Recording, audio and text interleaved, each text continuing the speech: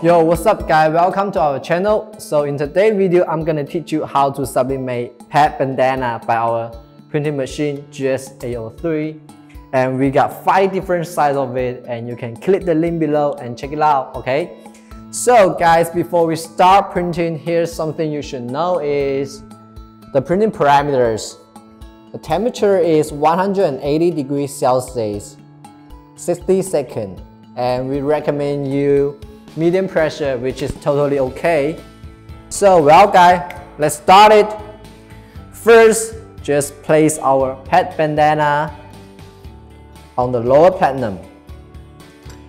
Then apply our printing image on it. Use some high heat resistant tapes for fixing the position.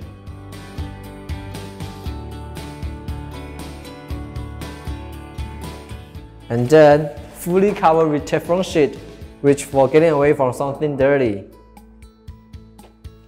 Here we go. Okay guys, time's up. Let's see what we got.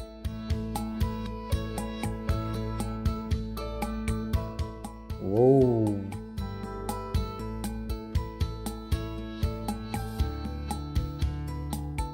Alright guys, let's check it out, the final result on dog.